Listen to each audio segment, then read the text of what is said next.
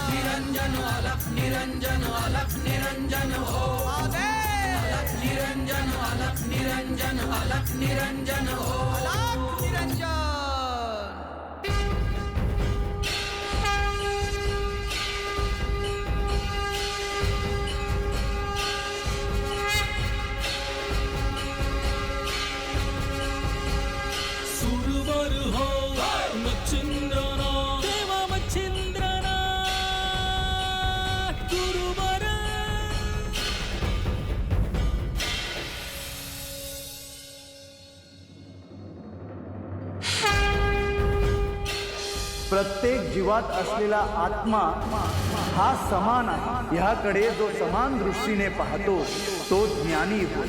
मनुष्य म्हणजे श्रेष्ठ आणि पशु म्हणजे कनिष्ठ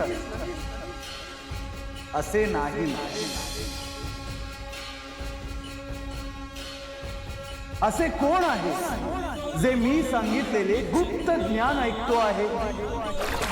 तुम्ही सांगितलेला प्रत्येक शब्द मी ऐकतो आहे.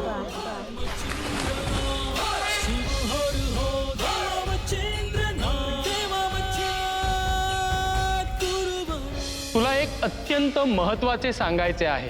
तू आता माझ्याकडे बद्रिकाश्रम येथे ये.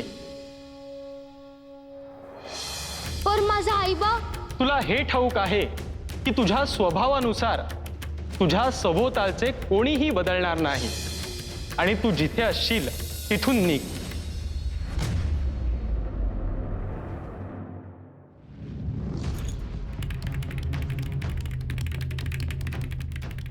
मच्छिंद्र, मच्छिंद्र, मच्छिंद्र,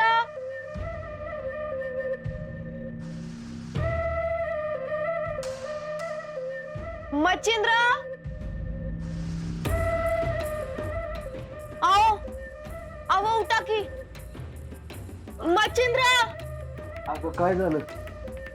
मच्छिंद्र दिसत नाही म्हणून हाक मारते. अगं असेल घरातच देऊ, पाणी प्यायला गेलास. नाही नाही, चला आपण हुडकू त्याला. आज एकटं कुठं जात नाही त्यो. बर बर, बघतो मी.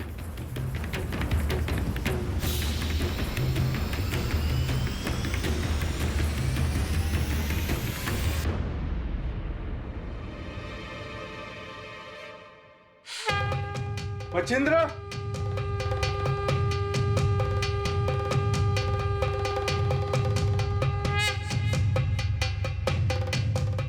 मच्छिंद्र, मच्छिंद्र,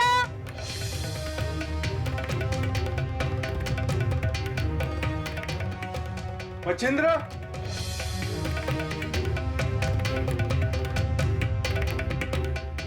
मच्छिंद्र, मच्छिंद्र, मच्छिंद्र, आवा, मच्छिंद्रला कुठे बघितलं का तुम्ही? मच्छिंद्र, मच्छिंद्र,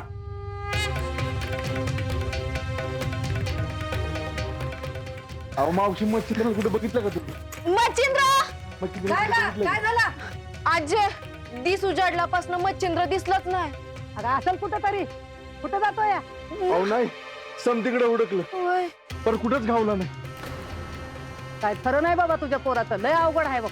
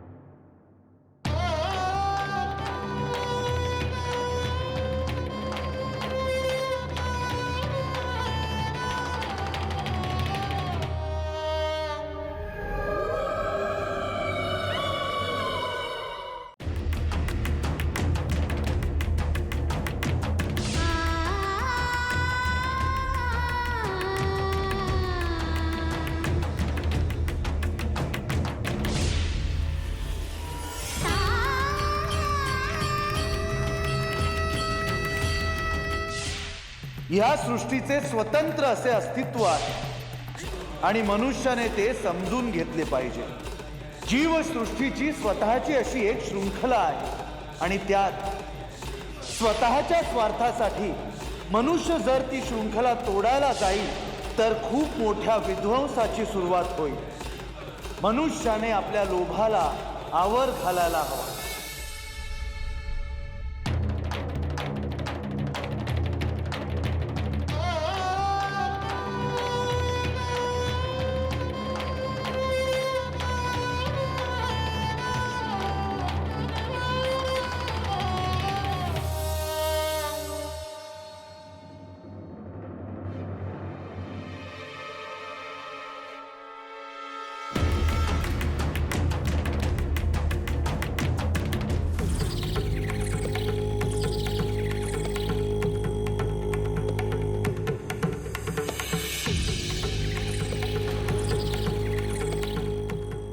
बोलून आणणार आहे त्याला.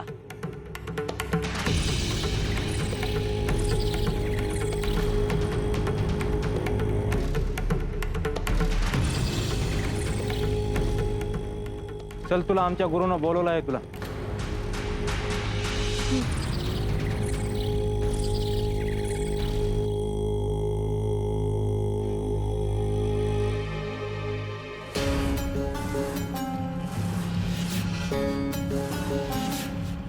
लायसरा कुठं चाललायस? मैं बद्रीनाथला चाललो आहे. पर तुम्ही कोण आहे?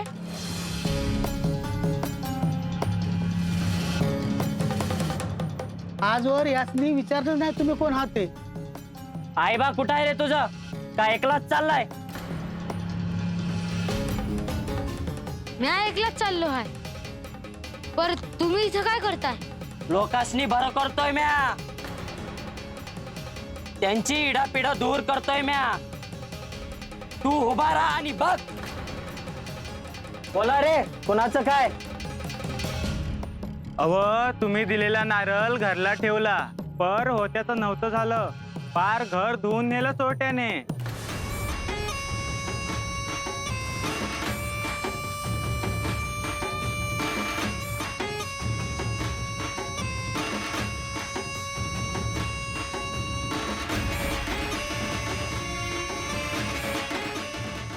ये इकडे.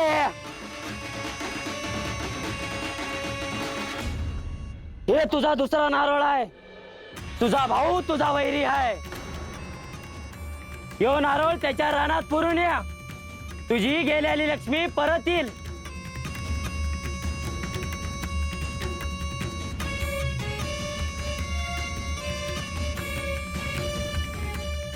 माझा एक शत्रू आहे, त्याचं नाव गाव देतो, त्याला संपून टाका. पार वाटोळ झाला पाहिजे. किती पैके देणार? सांगा तर. त्याच्यासाठी एक लहान पोर पाहिजे.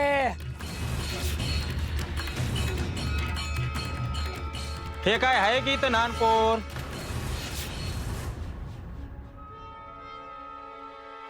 तुम्ही हात तर लावून बघा मला. धरा रे याला आणि बांधून ठेवा.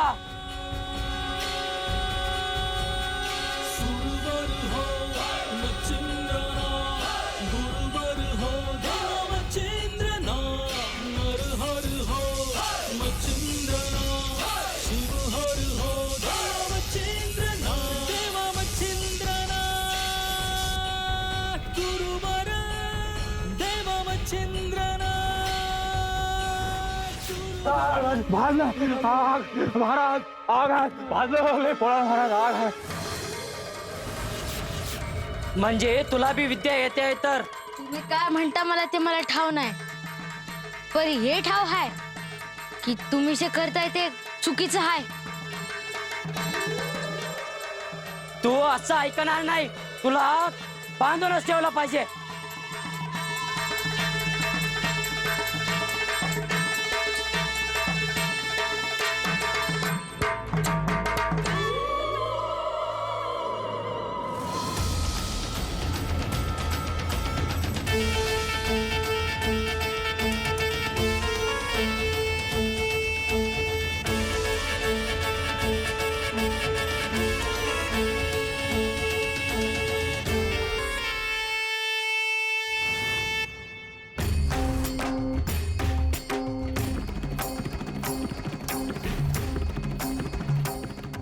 तू कोण आहे ठाव नाही मला.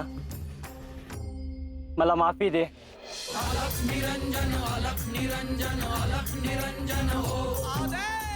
लोकांचं वाईट करण्यापरी चांगलं केलं तर कल्याण होईल.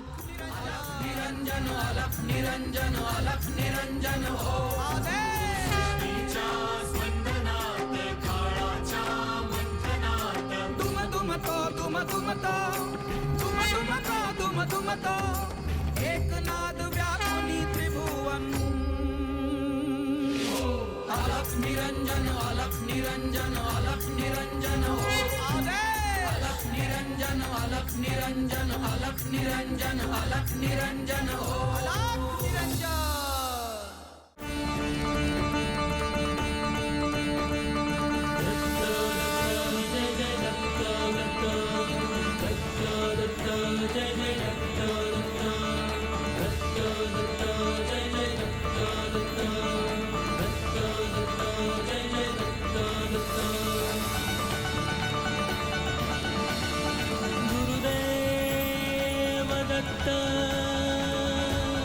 गुरुदेव दत्त, गुरुदेव दत्त. पार्वती, मच्छिंद्र कठोर तप करतो आहे. आता त्याच्यासाठी मी काहीतरी करावे अशी वेळ आली आहे. तुम्ही त्याला प्रत्यक्ष दर्शन देणं, त्याची भेट घेणं हाच त्यावरचा उपाय आहे. परंतु मी त्याला भेटण्यापेक्षा श्री दत्तगुरूंनी त्याला भेटणे अपेक्षित आहे.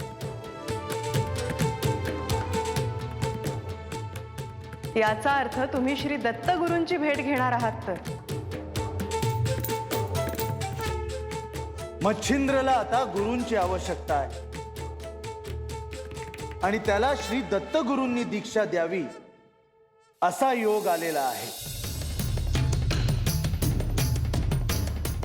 मच्छिंद्रचे हे कष्ट दूर करून त्याची साधना लवकरात लवकर सुरू व्हावी म्हणून तुम्ही तात्काळ श्री दत्तगुरूंची भेट घ्यावी.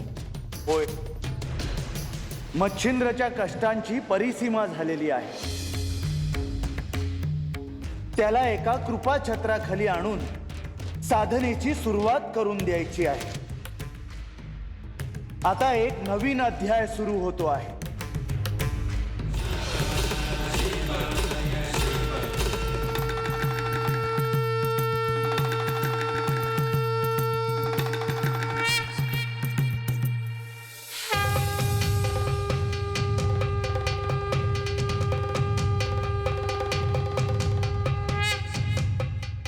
ह्या सृष्टीत जन्म घेणाऱ्या प्रत्येकाचे प्रारब्ध आणि कार्य ठरलेले आहे. त्याचा त्याला बोध नसतो, कारण त्याच्या मनावर अज्ञानाची काजळी असते.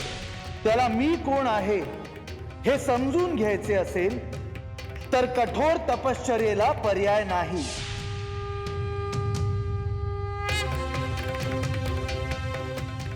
कोहम अर्थात मी कोण आहेचा नाद त्याच्यात घुमायला हवा.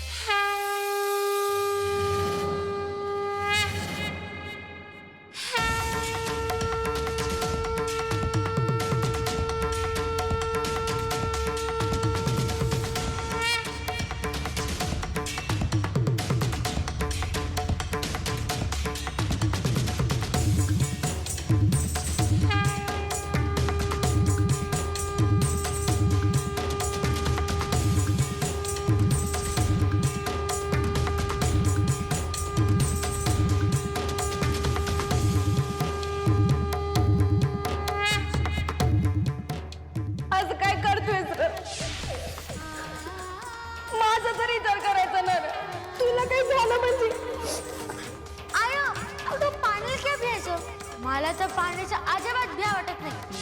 तुला काय बी होऊ देणार नाही बघ म्या. अगदी पुलासारखं जप.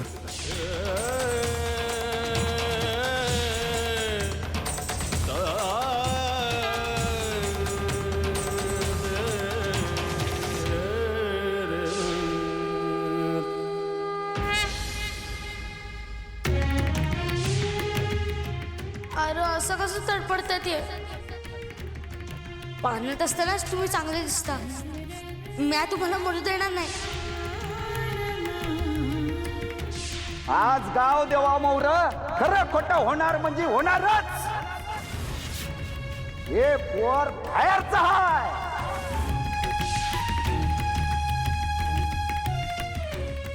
कामिक आणि शारदवतेच्या पोटचं पोर नाहीच आहे.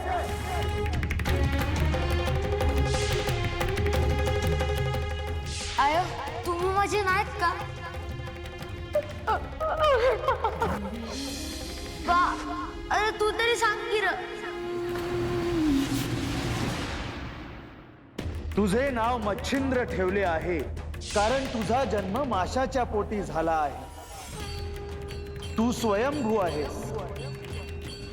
तू अयोनी संभव आहेस. तुला माता पिता कोणी नाहीत. तू साक्षात जगत पालकाचे प्रतिरूप आहेस.